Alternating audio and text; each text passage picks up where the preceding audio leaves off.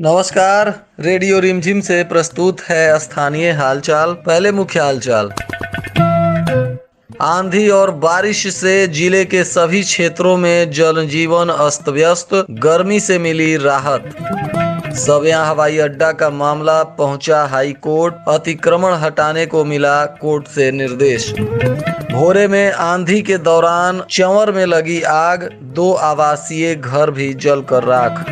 Truck पलटने से driver और खलासी गंभीर रूप से घायल।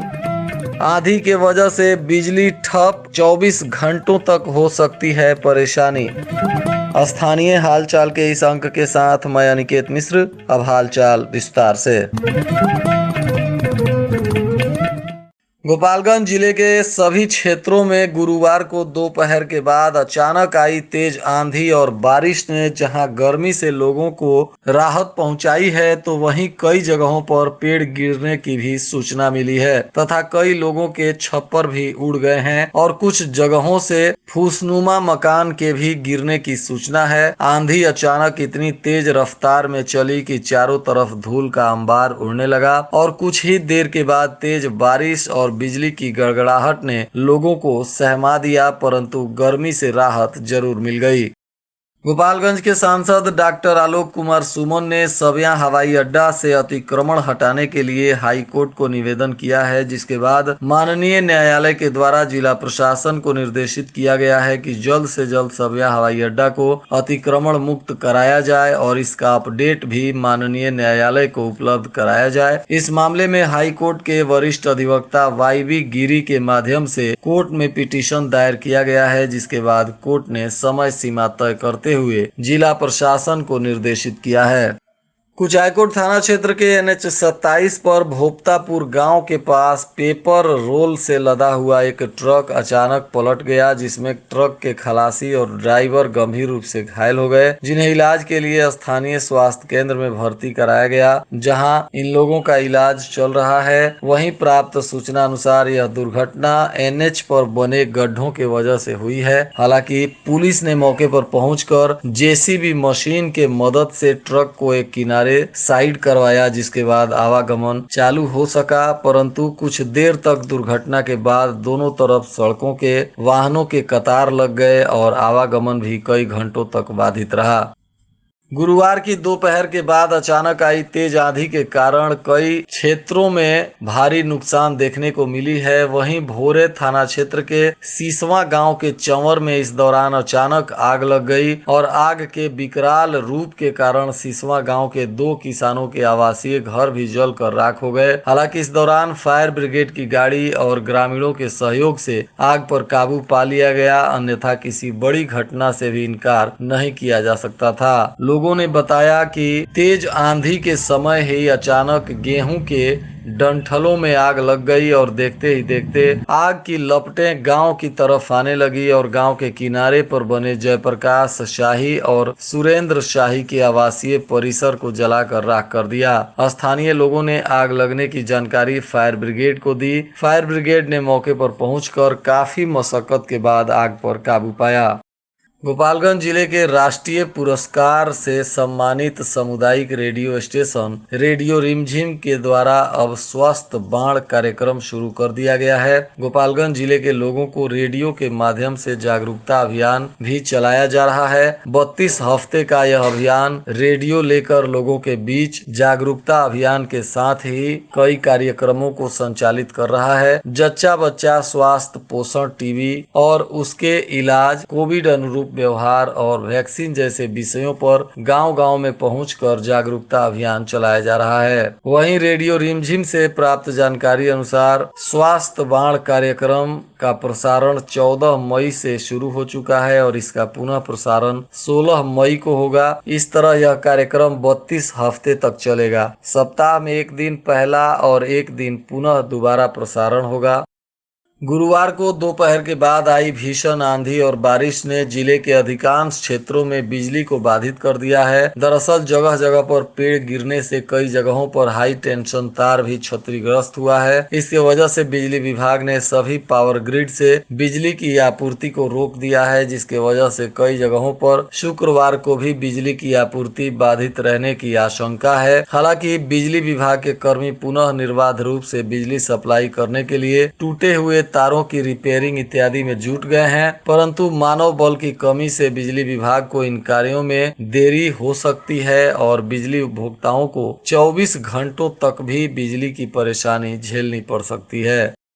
थावे रेलवे स्टेशन पर ऑटो रिक्शा चलाने वाले तथा अन्य सवारी वाहन चलाने वाले वाहन चालकों से रेल पुलिस के द्वारा पार्किंग के नाम पर अवैध वसूली करवाने का एक मामला सामने आया है। इस मामले में वाहन चालकों ने आरोप लगाते हुए बनारस रेल मंडल के कमांडेंट अधिकारी को आवेदन देकर इस मामले में जांच कर कार्रवाई करने की मांग की है। वाहन चालकों ने कहा है कि रेलवे स्टेशन पर पार्किंग के लिए कोई व्यवस्था नहीं है, परंतु आने वाले लोगों को उनके गंतव्य स्थान तक पहुंचाने के लिए कुछ ऑटो रिक्शा चालक यहां से वाहन का संचालन करते हैं और रेल पुलिस के अधिकारी इसमें दलालों के माध्यम से वाहन चालकों से अवैध वसूली करवाते हैं।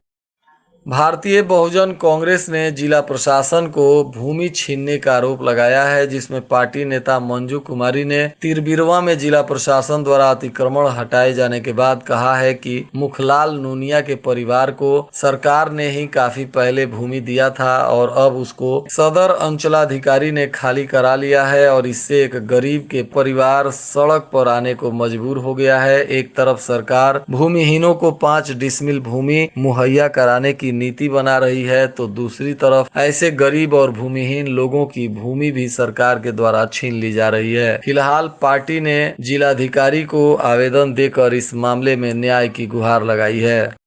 विजयपुर थाना क्षेत्र के पारसा पुल के पास एक अनियंत्रित बोलेरो ने बाइक सवार को रौंदते हुए सड़क के किनारे गड्ढे में जाकर पलट गई, जिससे बाइक सवार सहित कई लोग गंभीर रूप से घायल हो गए। हालांकि बोलेरो गाड़ी तथा बाइक के मालिक का भी पता नहीं चला है। घटनास्थल के पास हेलमेट, स्कूल बैग एवं मोबाइल बरामद हुआ है। प्रशासन घायलों को विजयपुर सामुदायिक स्वास्थ्य केंद्र में इलाज करा रही है। बाइक चालक की स्थिति गंभीर बताया जा रहा है। भोरे थाना क्षेत्र के बड़की छठियाव में एक महिला घर से शौच के लिए बाहर निकली थी और वापस नहीं लौटी, जिसके बाद पति ने उसी गांव के 3 लोगों के खिलाफ थाने में प्राथमिकी दर्ज कराई है। इसमें गायब महिला भीम भगत की पत्नी बताई जा रही है। पुलिस ने इस मामले में प्राथमिकी दर्ज कर जांच पड़ताल शुरू कर दिया है। भोरे थाना की पुलिस ने रामनगर गांव में कुछ लोगों के द्वारा मारपीट कर एक व्यक्ति की पिटाई करने और उसके पत्नी तथा उसके दादाजी को भी मारपीट कर घायल करने के मामले में प्राथमिकी दर्ज की है। पुलिस ने इस मामले में 8 लोगों के खिलाफ प्राथमिकी दर्ज कर जांच पड़ताल शुरू कर दिया है। वहीं इस घटना में पीड़ित बबलू कुमार शाह ने थाने में आवेदन देकर सभी आरोपियों पर मुकदमा दर्ज कराया है और मारपीट कर सोने की चैन तथा नकदी छीनने का आरोप लगाया है। पुलिस इस मामले की तफ्तीश में जुटी हुई है। भोरे थाना क्षेत्र के कल्याणपुर गांव में भूमि विवाद को लेकर 2 पक्षों में जमकर मारपीट हुई है। इसमें 5 लोग घायल बताए जा रहे हैं। पुलिस ने इन सभी लोगों के आवेदन पर मामले की तफ्तीश शुरू कर दी है और इन सभी लोगों का सरकारी अस्पताल में इलाज चल रहा है।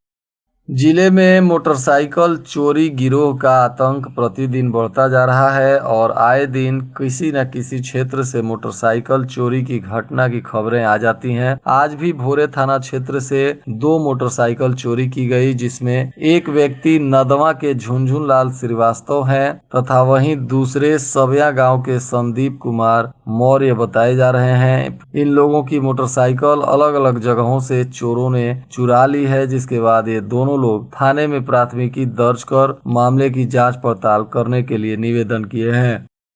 गुरुवार को पंचदेवरी प्रखंड के कुबरही गांव में प्रखंड विकास पदाधिकारी तथा अंचलाधिकारी ने चौपाल लगाकर लोगों की समस्याएं सुनी। प्राप्त सूचना अनुसार क्षेत्र के विधायक अमरेंद्र कुमार पांडे उर्फ पप्पू पांडे की पहल पर अधिकारियों ने कुबरही के मुसहर टोली में चौपाल लगाया था। इस दौरान दर्जनों लोगों ने चौपाल में पहुंचकर अपनी समस्याओं से अंचलाधिकारी तथा प्रखंड विकास पदाधिकारी को अवगत कराया, जिसके बाद अधिकारियों ने उनकी समस्याओं के समाधान के लिए आश्वासन दिया है।